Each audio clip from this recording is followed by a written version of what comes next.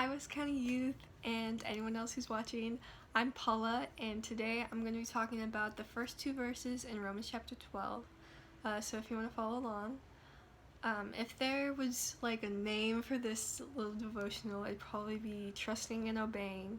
So keep that in mind as I read the two verses. So Romans 12:1 and 2. Therefore I urge you, brothers and sisters, in view of God's mercy, to offer your bodies as a living sacrifice, holy and pleasing to God. This is your true and proper worship. Do not conform to the pattern of this world, but be transformed by the renewing of your mind. Then you will be able to test and approve what God's will is, his good, pleasing, and perfect will.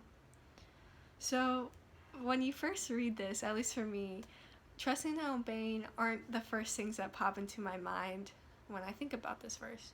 But if we look a little deeper, we'll see how it really connects to trusting and obeying. And we'll see that in verse 1 whenever Paul says, in view of God's mercy, to offer your bodies as a living sacrifice. And I think that's a really important part, the in view of God's mercy, because if we didn't understand that God has so much mercy, then we wouldn't even want to offer ourselves as sacrifices and as servants of God. And that's something that Paul addresses in chapter 11, the chapter before this. He talks about God's mercy towards the Israelites despite all their disobedience to him. And I think that's really important to have God's mercy in the back of our minds when we're thinking about who we're going to trust. And we should trust God because of his mercy. Or another reason that we can trust God is because of his mercy. And we shouldn't forget that when we're offering ourselves to serve him. In verse 2, when he says, do not conform to the pattern of this world, but be transformed by the renewing of your mind.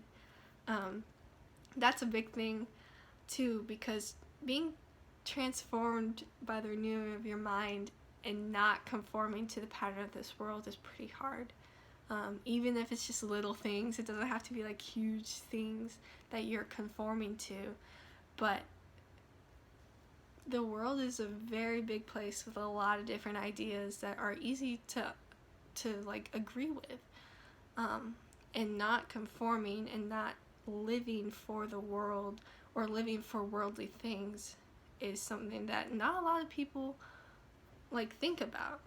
So we have, as Christians and as people who follow Jesus, we have to choose to follow the Lord and transform our minds by thinking about the Lord and what he tells us to do rather than worldly things and what the worldly patterns that we're so used to, which is really hard. But when we do that, we'll be able to test and approve what God's will is, his good, pleasing, and perfect will.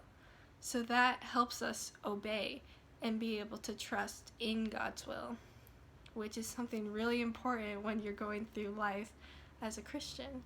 You have to be able to trust in his will and do what he tells you to do, to obey what he does, to obey what he tells you to do, even if human logic goes against it, which are the patterns of this world. So, yep, I hope that encourages you this week. Thanks for listening, and I hope you have a great week.